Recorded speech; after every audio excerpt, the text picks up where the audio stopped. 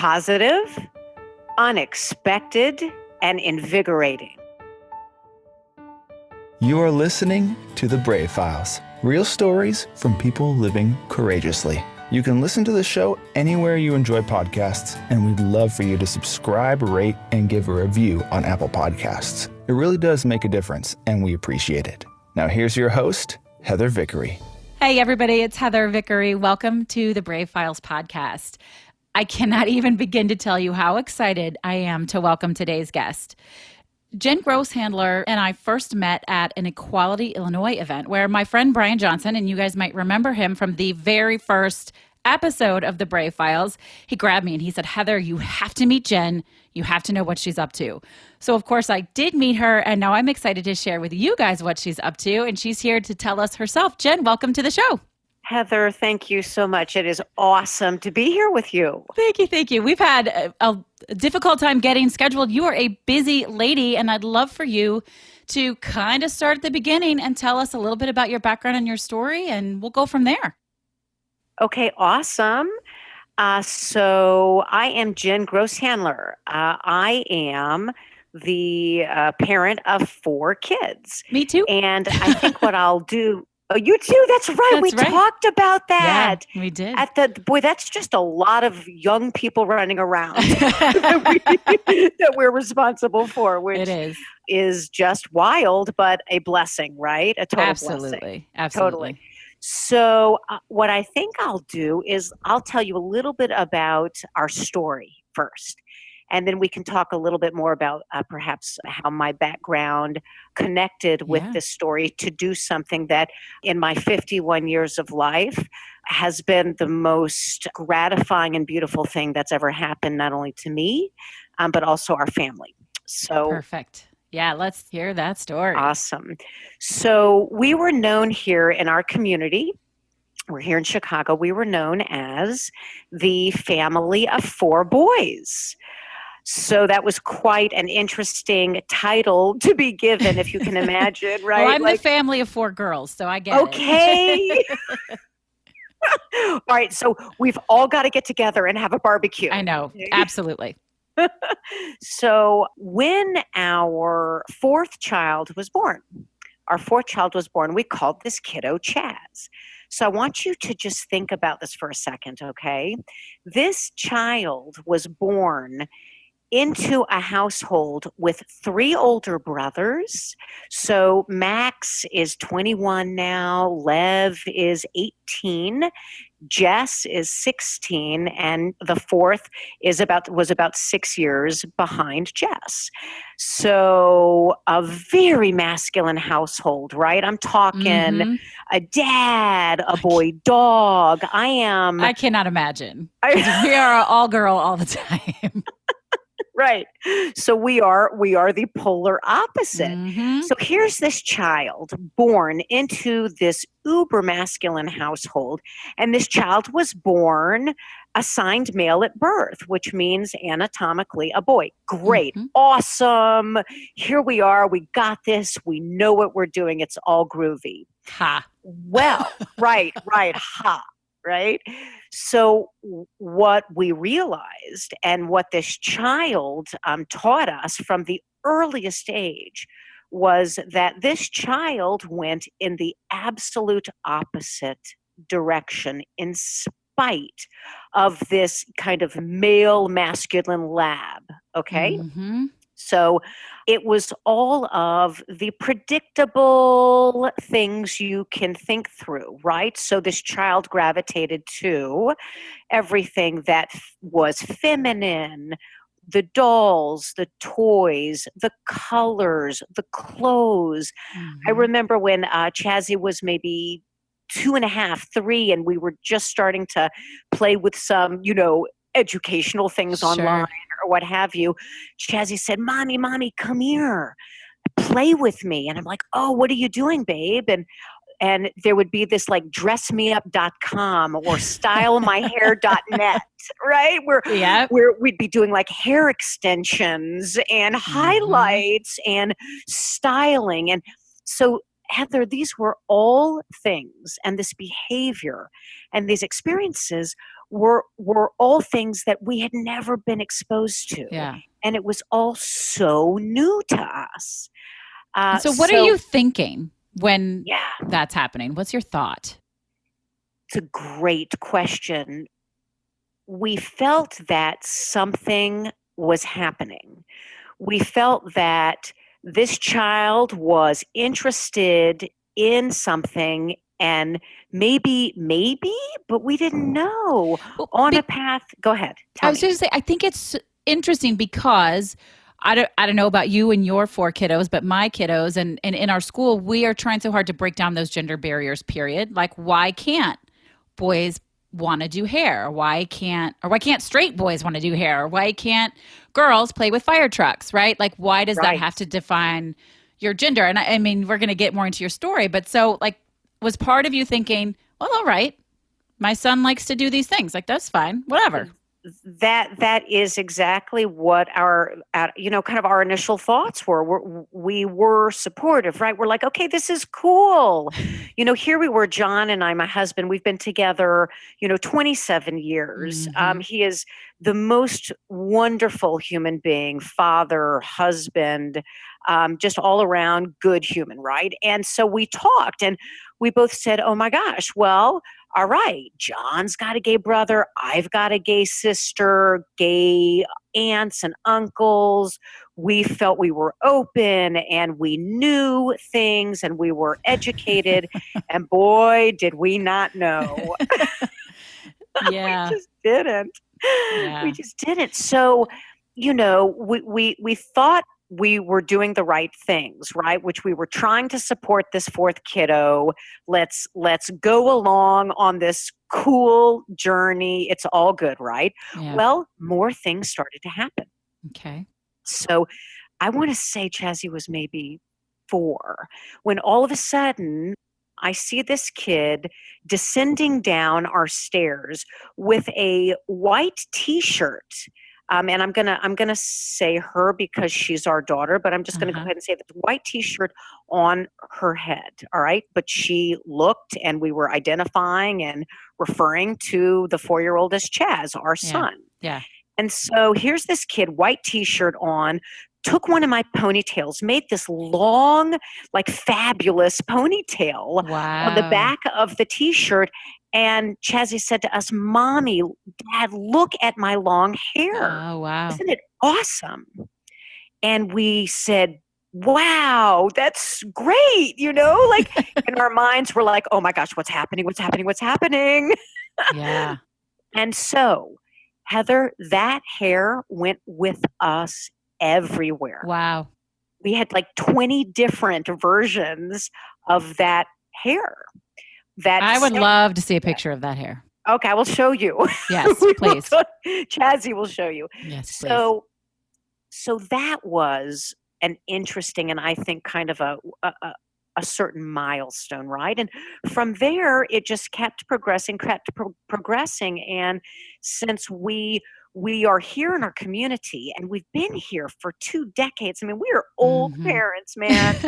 I mean, it's fine, it's cool, but folks know us. Yeah. And because we're involved in the community, because it's important to us as parents to be involved in our schools and to help with all of the things that build a really cohesive and positive and lovely community, we were well known. Yes.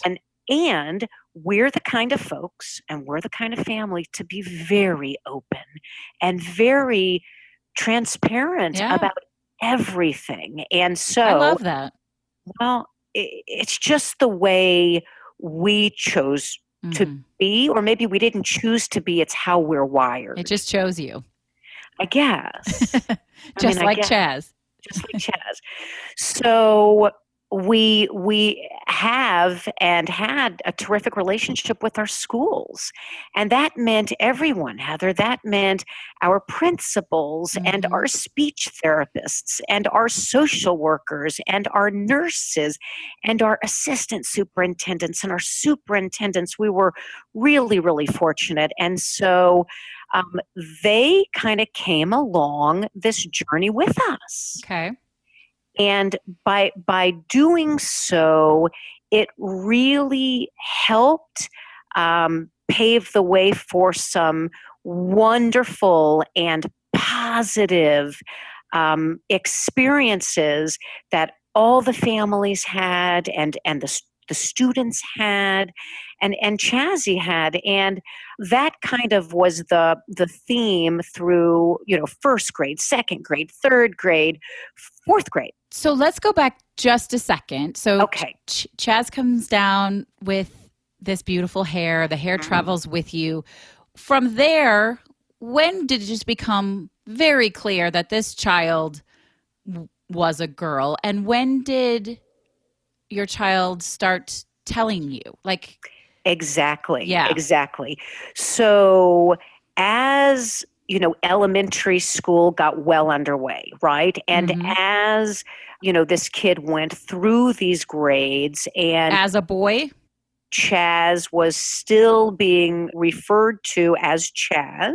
Yeah. And that was, kind of this child's decision at that point. And yet the behaviors and the preferences and the interests and the tone of voice and the way this child was moving, all of these things were telling us, a different story. Yeah. And so, to your question, we were all, kind of supporting the evolution until it just wasn't enough. Because in the fourth grade, one morning, it's your typical morning, right? You know this, my love. You've got 4 girls, right? Yeah. It's the morning. You've got all with the this and the backpack. You got the lunches and the mustards on the counter and the dogs barking at you and the phone's ringing and like, let's get out to school, everyone. Come on, like move. Put your shoes on. Move the troops. Move the troops, right? And all of a sudden, I looked over and there was Chazzy. And I saw huge tears just streaming. And I remember dropping stuff that I had, just whatever I had in my hands. I just dropped it. I ran over and I grabbed Chaz and I said, honey, what is it? What happened? And this child looked at me and said, Mom, what happens if I'm a girl? Because I am. I'm a girl. And what will happen to me? Will my brothers love me? Will my dad love me? Will my teachers love me? And I looked at this child. I looked at my fourth and I said, honey, we believe you. We really believe you. And we, from this point forward, are going to do everything we can to make sure you have the best life ever. And that, Heather, started a whole different level of momentum. Yeah. And quite frankly, happiness and joy in our lives. Your child. Now, did your child take on a new name?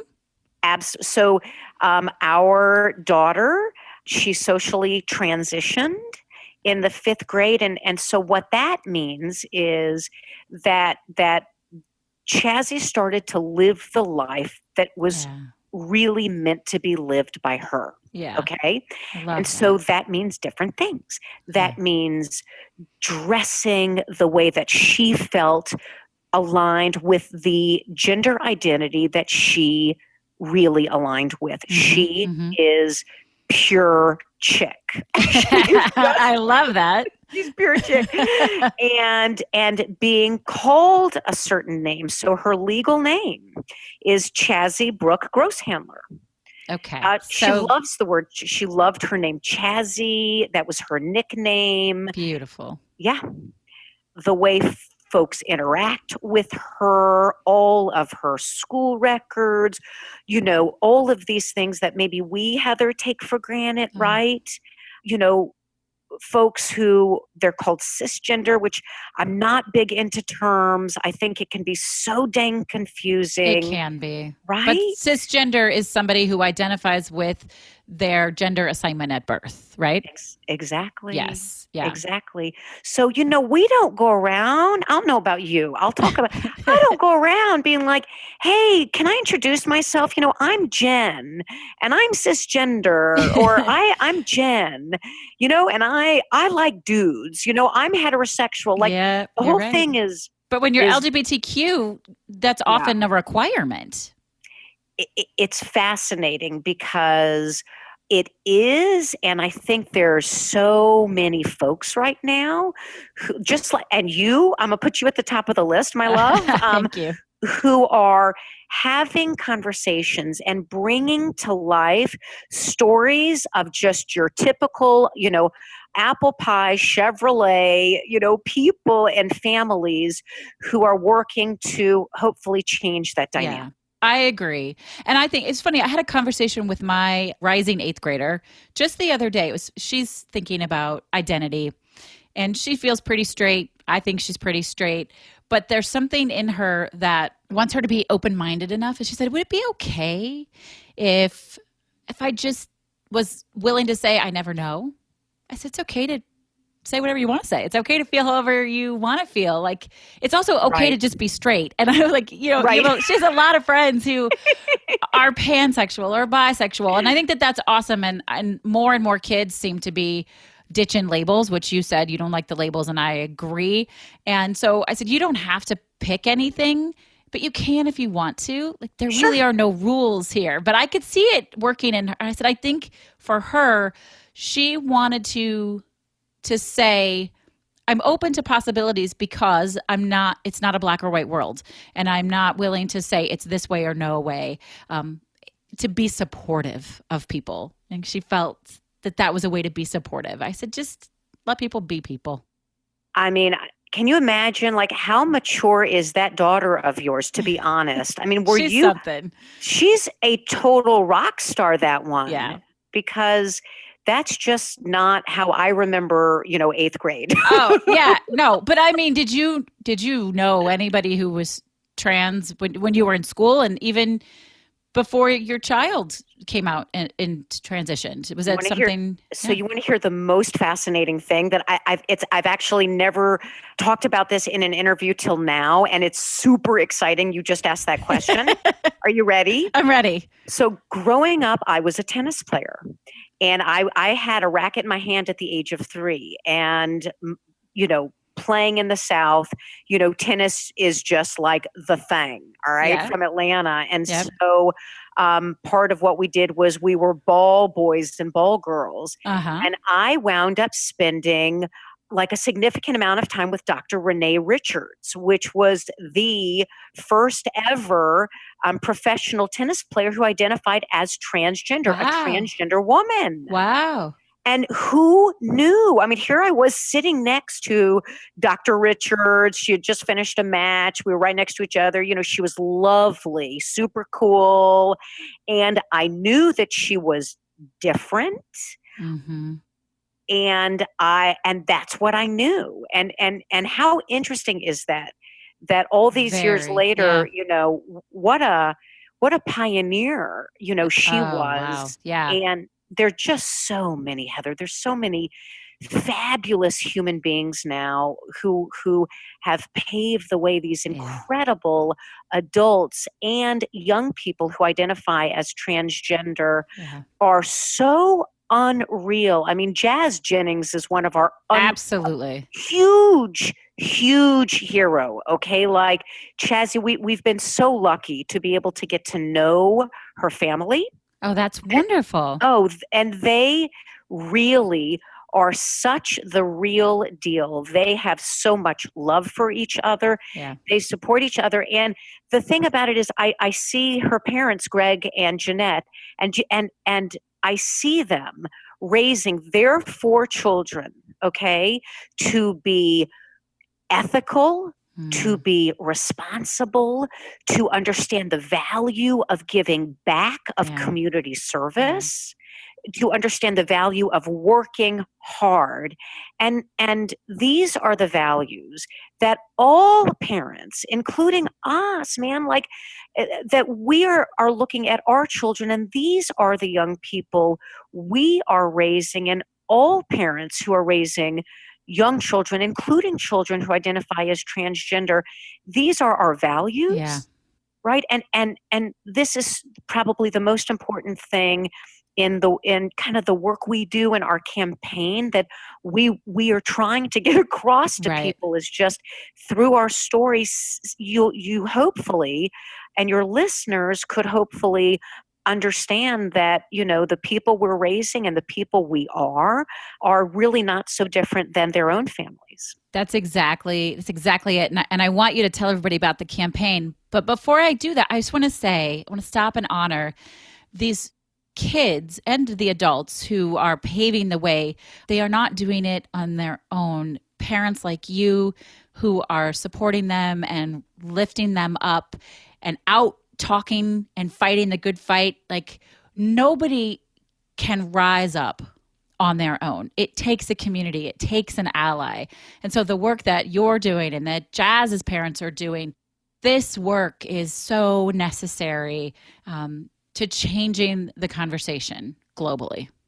Yeah, I mean, I think, the most exciting thing for us is to be able to say Heather, there are good people everywhere. Yeah, there are. There are good people everywhere. And so we travel around and we go to different places, and we can't look at these things and have these conversations, I think, in any kind of little like boxes and different like highways and lanes.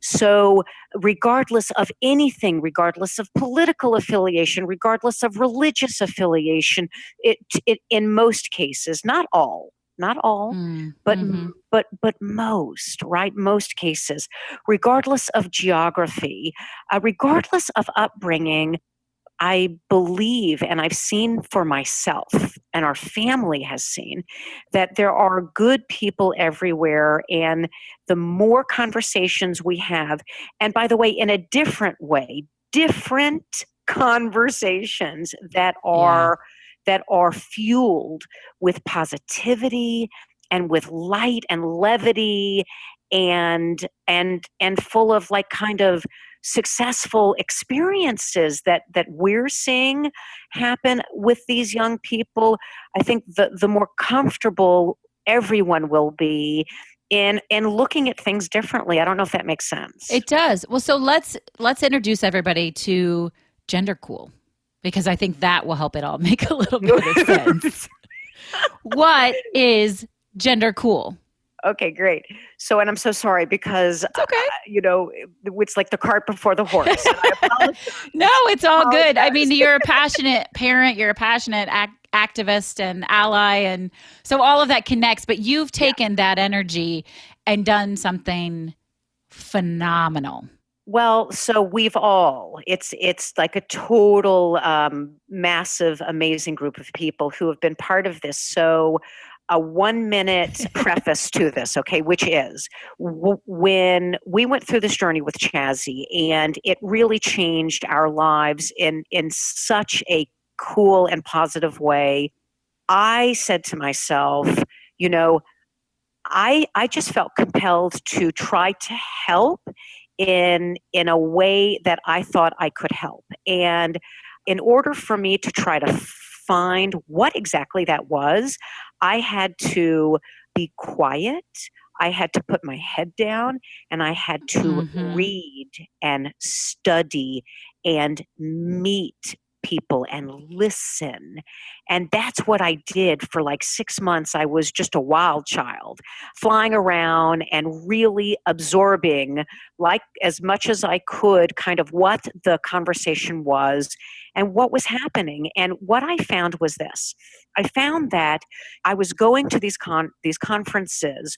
Who knew, by the way, can I raise my hand and say who knew that there are conferences where hundreds and hundreds and hundreds of amazing families get together across the United States and in North America and around the world, raising young transgender children, and they come together and they really kind of make all sorts of progress by doing so. So I threw myself in that mosh pit, right? Yeah. Yeah. Thank goodness for groups like that, though. Thank goodness. Oh my God, it was so cool. So cool. So here's my takeaway. My takeaway from that experience was I was surrounded by the grooviest young human beings who were so successful that my jaw was on the ground. All right. They were award-winning writers. They were entrepreneurs. They were future politicians. They were musicians. They were aspiring Broadway actors. And they were like 12, 13, 14. And I'm like, oh my gosh, like it's going to be okay. Everything's going to be okay, right? These kids are going to save us, I'm telling you. They're awesome. They're awesome. So I go back home and I go online and I'm so excited because, there's all of these amazing human beings. And guess what? I could not find any modicum, like the tiniest amount of these stories anywhere, right? You've got the amazing Jazz Jennings. You've got like 10, maybe 15 amazing families in the entire United States of America who are in the position to be public, and many, many, many parents and children cannot. Yeah. And I have enormous respect for that. And that is real. That is real.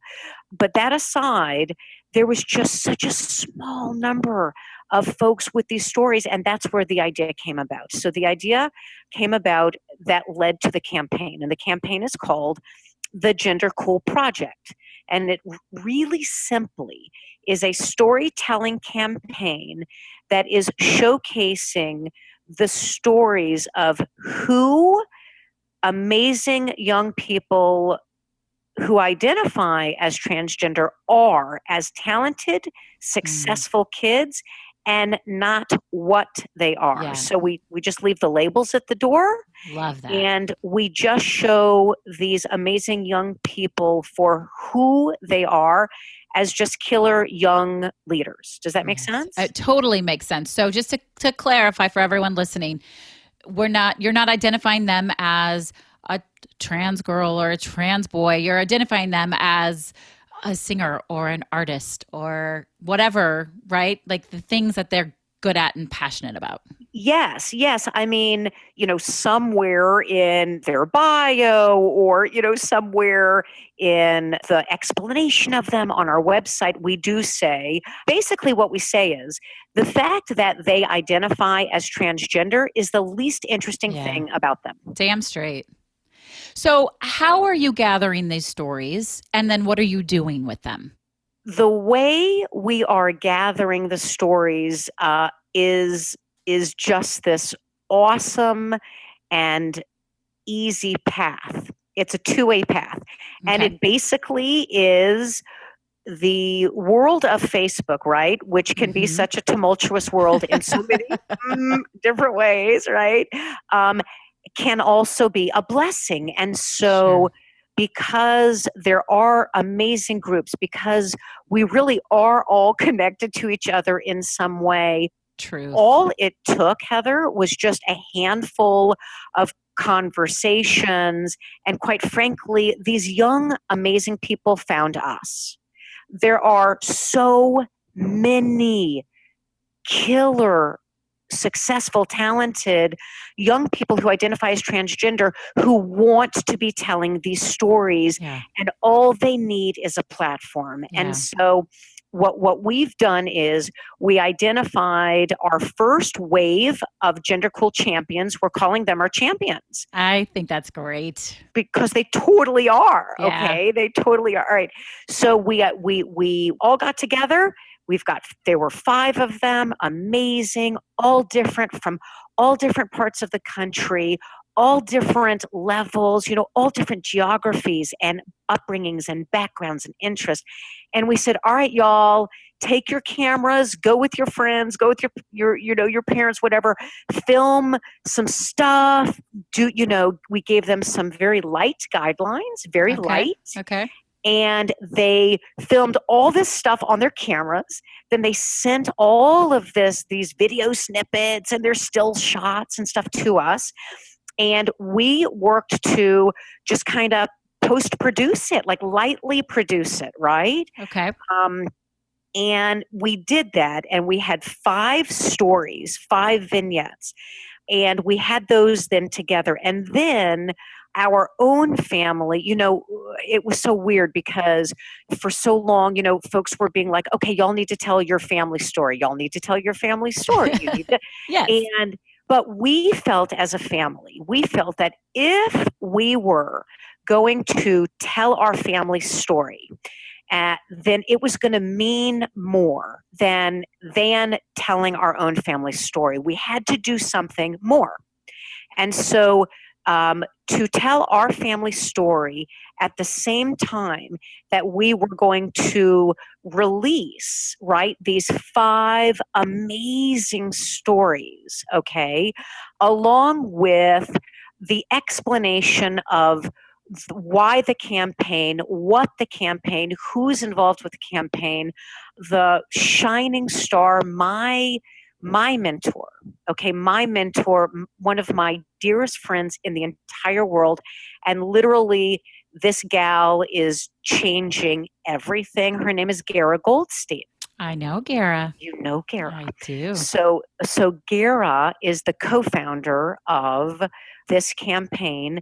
She is so miraculous. I don't even know what to say. She proudly identifies as transgender, and she's the kind of person who can walk into a room of like 800 people who've like total strangers, and literally within like 5 minutes, people are like air high-fiving each other because of her. They're like fist bumping each other. They want to hug her.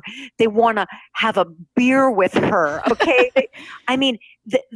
She makes people feel so good and okay with and interested in and excited about how we're all different. So that's Gara.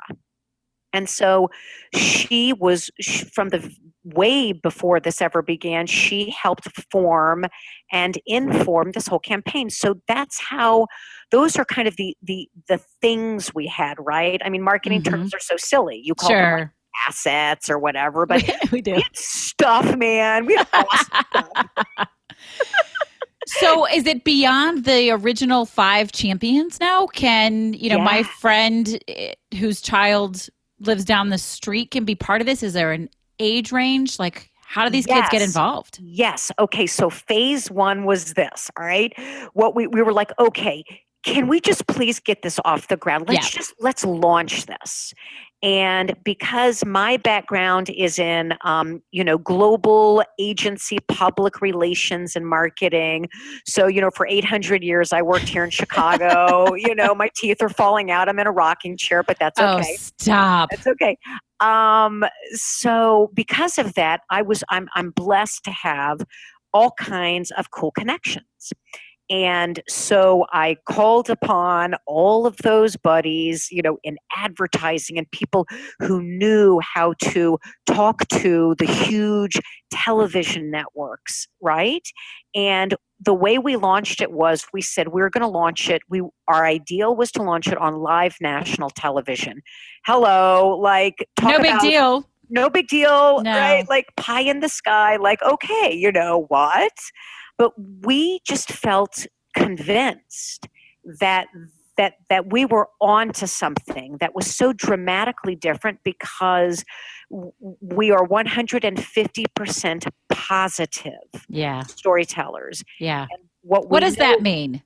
Tell other listeners, what's 150% positive storytelling mean? It means that in our world, okay, in our world, which is the world of families and young people, the young people who identify as transgender and their families, that when you look at, number one, all of the available information you can find online or information coming to us, including from, our current administration, Mm, what you find is that the overwhelming majority, it's enough to like give you big old sweat stains under your arms, right? absolutely. Is incredibly negative, and oftentimes the information online is not only massively inaccurate but also really sad and really tragic, and Yeah.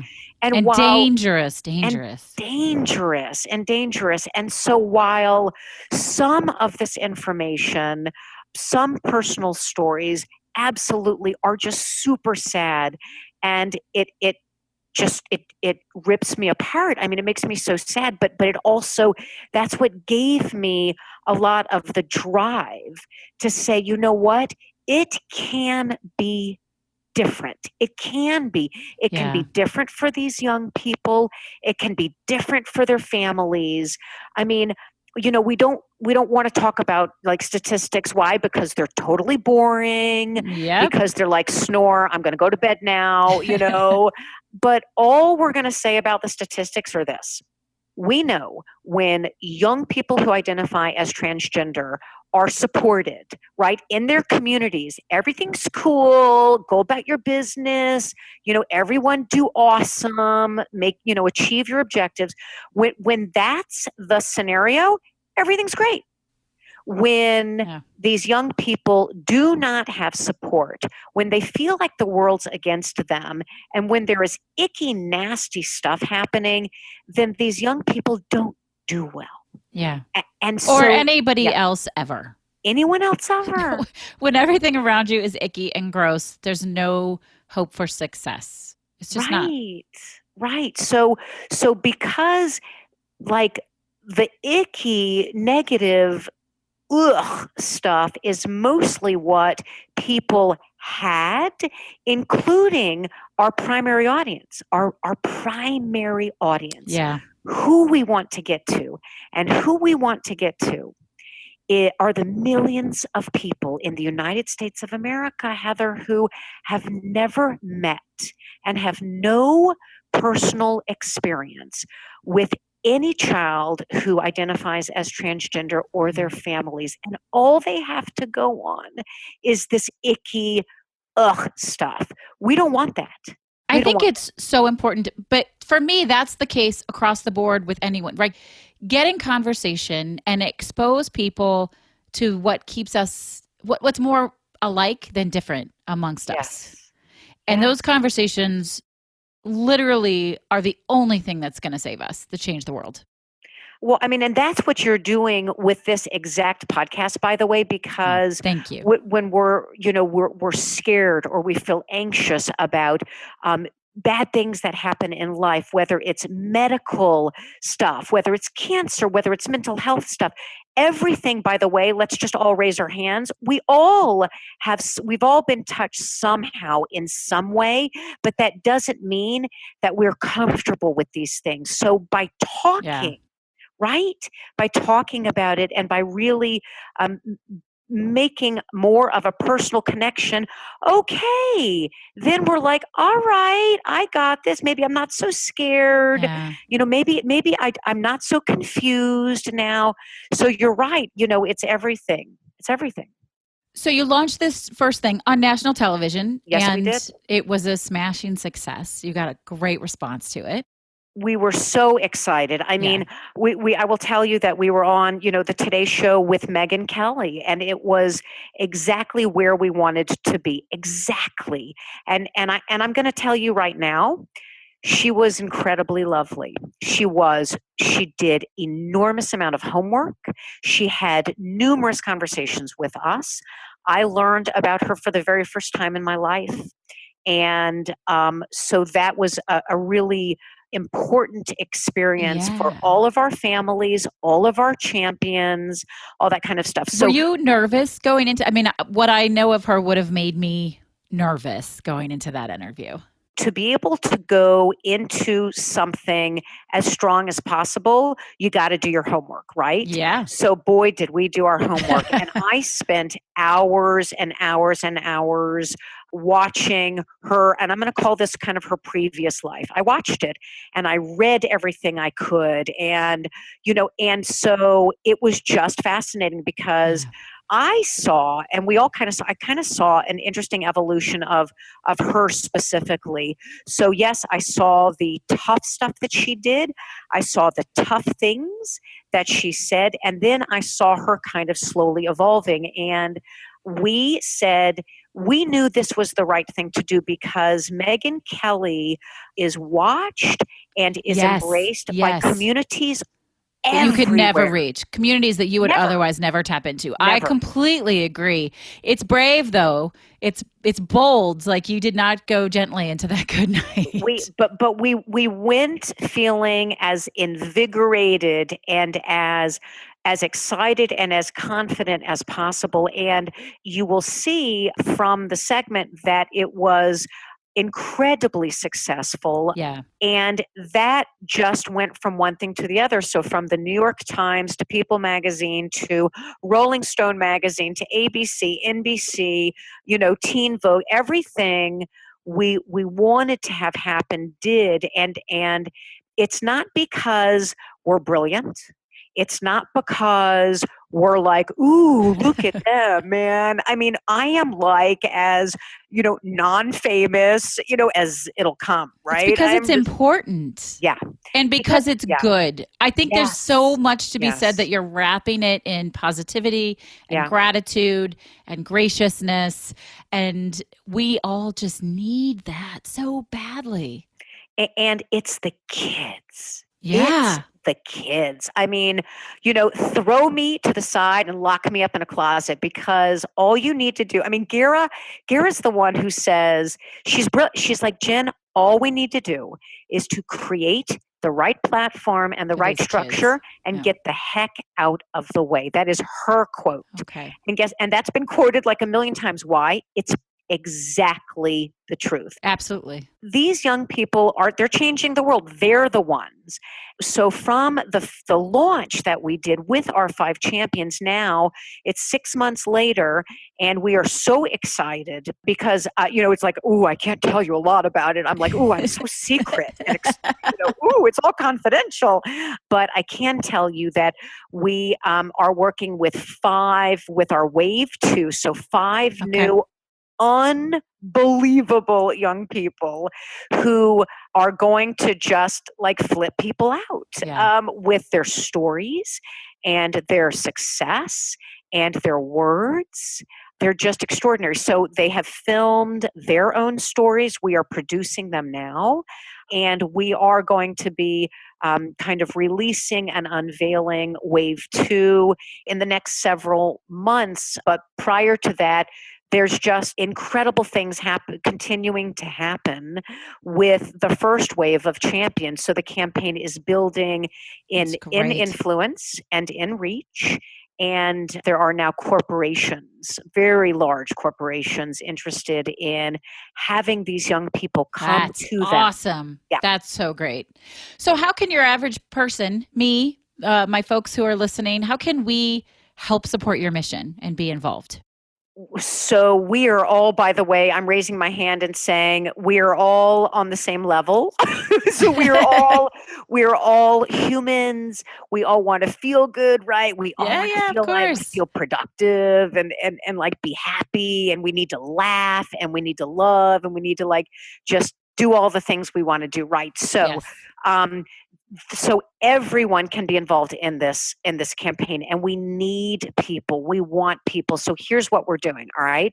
So we are going to be creating 2 additional levels, ways to engage with this campaign so that more and more people can join in. So the next thing that we're working on now is it's called Become a GenderCool Community Champion.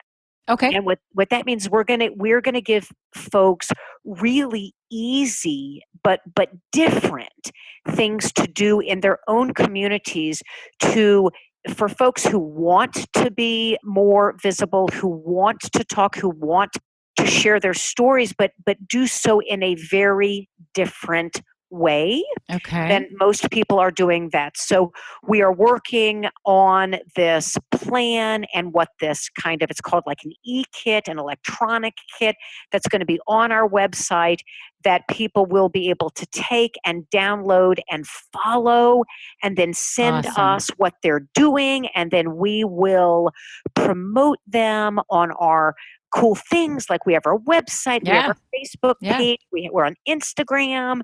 So that is one level that we are working on now. And then the next level that we're super excited about, we are trying so hard to kind of figure out the structure, but what we want to do, and we will within I think the next 9 months, is to have a video specific platform that will allow young people, when they follow kind of the right guidelines, to be able to film their own stories, kind of edit their own stories Cool. and send us their final stories. And then we will showcase them on our video channel. That's awesome. So That's exciting. I can't wait. We Yeah. can't wait. We're so excited. All excited. Well, I want to be, did you say, was it called a community champion? Is that the term you used? Yeah, GenderCool Community Champion. Yeah, I'm in. So just let me know how I wrote it down. I wrote it down. You heard it here first. I wonder, through all of this, what was the biggest struggle for you? What was the most difficult thing throughout this process? The biggest struggle, couple things. One is we want to move so fast. We Yeah, want to do slow so down. many things. It's hard. Heather, and frankly, what we've been able to do in 6 months in my It's career extraordinary. it's been like a supersonic. It's Oh like my gosh. yeah, okay, it's like the bullet train, and yet we're just not satisfied. We're just not. It's We're like Hamilton, you will never be satisfied. exactly. So personally, I struggle with that. So that's me personally. Okay. The other point of this that is so important is, the truth. There is real truth around so many families who cannot do what we're doing because they may live in particular communities where they have firsthand experiences that mean that they cannot be as visible and as communicative and as transparent. And I feel like I struggle with what we're doing because I don't want anyone who may be listening to this to say, oh, well, that's, if I lived in an open community and if I, had people who I knew, God, that's easy to do what they're doing, and But I can't do don't. that, Yeah. and that's what I struggle with. I feel guilt. I feel like, okay, the way I think to help all of those amazing families is to actually do what we're doing. Yeah. Because if their own small communities see these stories and maybe a few people at a time just start to kind of flip a switch, Yeah. then maybe it will help them. But that's what I struggle with. Okay. Yeah, I hear that. I get that. So just keep doing what you're doing. I think it's extraordinary. I would love to know, though, I mean, there have had to have been a number of joyous occasions throughout all of this process, including with your daughter.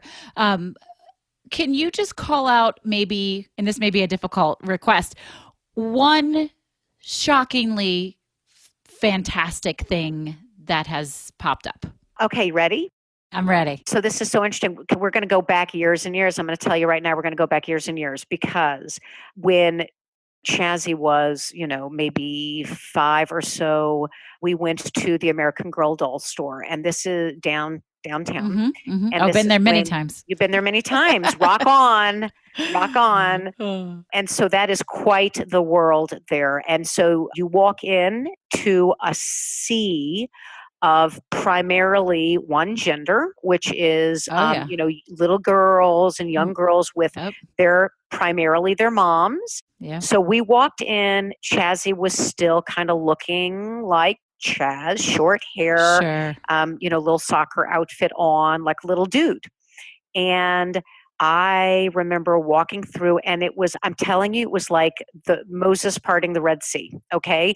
Here comes a little chat walking up to one of the windows of one of the dolls, like so excited. Sweet child. So excited. But we were all of a sudden, I look around, and I kid you not, there were like, 15 people looking at us, like all the little girls and all the and the mommies, and they were looking like eyes wide open.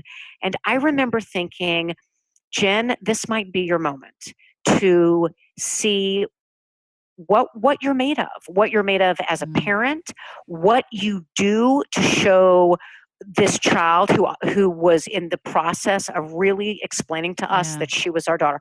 So Yeah. what are you going to do, Jen? I remember that was in my head. And I turned around to these folks and I said, isn't that awesome? This kid of ours loves these dolls, like wants to buy one, and we're saving up allowance for it. And what do you think?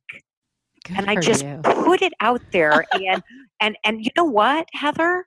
All of these young kids, these young girls and their moms, they all looked and they just said, that's great. That's Yeah. great. And then the little girls went up to chat and they were like, look at my doll. Maybe you want this one. They're taking the kid around the store to show them things. It was like this moment.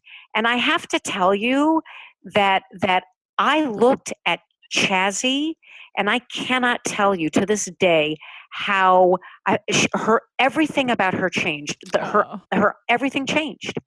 And that reinforcement as a parent to the kid and that reinforcement from strangers who we'll never see again to her was one of the bravest things that maybe we the two of us did together, and the most spectacular outcome. I have chills up and down. Those are the moments that make us, aren't they? I love that. And that's an awesome lead in to a question I ask on every episode, because that's such a beautiful success. As you've gone through all of this process, both with your daughter and with the GenderCool Project, how do you stop and honor the successes, both the ones that are really big and obvious, like the Today Show, and the ones that are a little bit smaller? How do you honor those and celebrate them? We have to put ourselves in a quiet place here in the house and we talk about it. Yeah. We actually, on Sundays, Heather, this is so funny. We are such a technology family. I cannot begin to tell you. My husband isn't super high tech. We're all it's like Mars and NASA in here with all the things we have. We have technology free Sundays. I love that. Oh gosh. More people need to do that. Oh my gosh. It's so not easy. It is so not easy, but it has been the most extraordinary blessing. And what I can tell you is on technology free Sundays, when we do not go on our stuff, I'm sorry, we don't do it.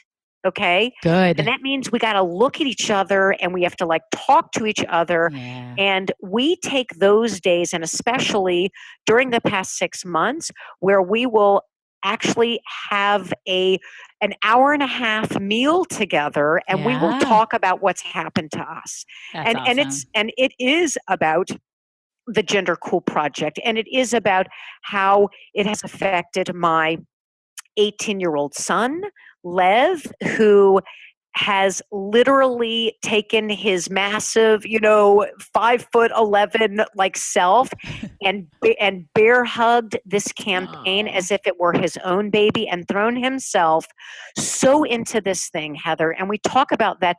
So for him, how does he celebrate the success? He writes his college essay to Oh, apply to colleges, which he did, at the end of last year, the beginning of this year, actually, sorry, he wrote his college essay about his relationship with his sister who identifies as oh. transgender.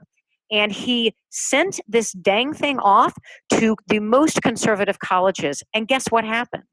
He He not got into all only of them? got into his first choice of a college in a very conservative state, but then he followed up with more information to the college about the campaign and about his participation in it. And guess what they did?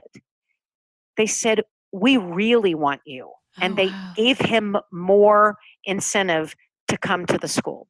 So that is a celebration that Lev experienced personally, that Wow. we've experienced as a family, that goes beyond, wow, can you believe we were on TV? You know what I mean? listeners, I'm not crying, you're crying. I'm just saying right now, it's not me, it's you. It's not true. I'm totally crying. Like I'm literally tearing up. That's extraordinary to have that kind of impact. I mean, you obviously just have 4 fantastic kids. You're leading by example and they're leading by example and just amazing things coming out of all of them. I could talk to you for days, Jen.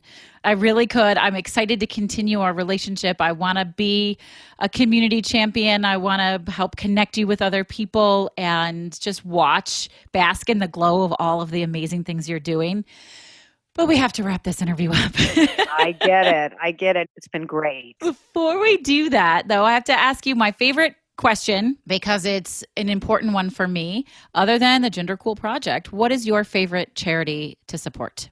So our family supports a number of charities because we just feel so strongly about, gosh, so many different things. So I will tell you, one is Bare Necessity. So it's a pediatric cancer foundation here in Chicago. They are miraculous, and they are doing real work so that someday children will not have to confront their lives ending shortly because of cancer. Yeah, I'm with you on that. Cheers to that. That's a great one. So, as always, friends, if you're still with us, and I hope that you are still listening, because I think Jen had so many wonderful things to share with us, go out and get to know this organization. Whether you're local or not, you can check out their website. If you have something to help support them with, do that. At the very least, maybe share it with a friend, because I do believe that's how we're going to make a better world. Jen, would you share your 3 words with us one more time? Absolutely.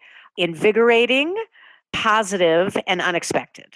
Talk to me very briefly about unexpected. So if you would have told me, Heather, that, 20 years ago, 30 years ago, you and I would be sitting, having a cup of coffee, and you would have told me that I would have been speaking to you on your awesome, podcast about this topic, I just would have looked at you in a very unique way. Well, So, because podcasts didn't exist back then. right, So, totally. yeah, So, yeah. you don't know where life is going to take you. And it's it's such a cliche phrase, but you just don't. And here we are. And Yeah. I've just never felt so happy and such joy, I have to I tell you. love that. You are a joyous person. You bring joy into the room. I can feel it through the computer where we're recording this. You do. I want to hang out. We got to get our families together We totally because have to. clearly we have cool kids. Yes. So you guys, here's the thing. There's no greater love than that a parent has for a child. As a mother, I know that sometimes separating my hopes and dreams from those of my child can be challenging. And I'm grateful that Jen and people like Jen are reminding us that it isn't about us. It's not about parents. It's about our kids. It's about helping them live their best lives, their most authentic lives. It's a gift that applies to everyone. You don't actually have to be a parent to help other people, to love each other, to lift each other up, and support one another. If you don't do it, who will? That is Jen, thank you so much for being with us beautifully today. said. Thank you so much, Heather. Yeah, looking forward to connecting again. Thank you. Thank you. Have a great day. You too. Bye-bye. Okay, bye. This is Heather Vickery reminding you, as always, to choose bravely. The Brave Files is proudly supported by Lost Format Apparel, a socially conscious clothing company. You already know that homelessness is a huge problem. Over 500,000 Americans are living without shelter and millions more without consistent access to everyday basics.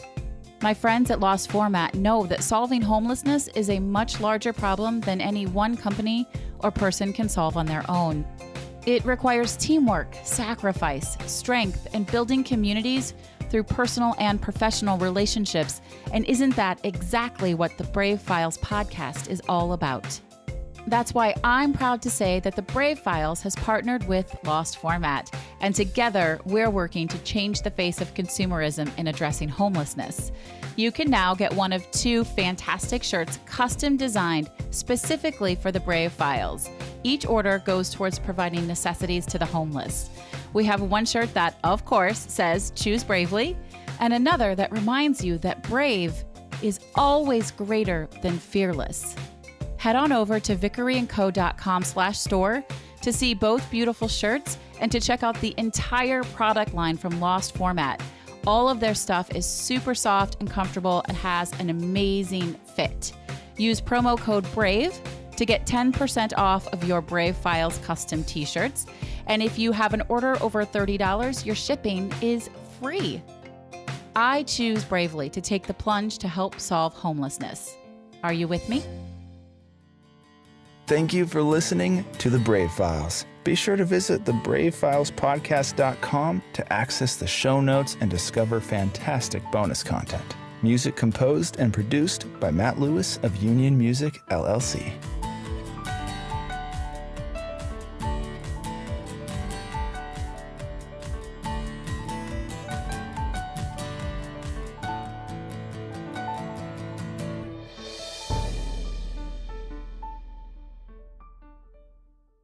Special thanks to our editor and audio mix expert, Andrew Olson. I am eternally grateful for all that he does to make each week sound so fantastic. You can hear more of Andrew's work at findandrewolson.com.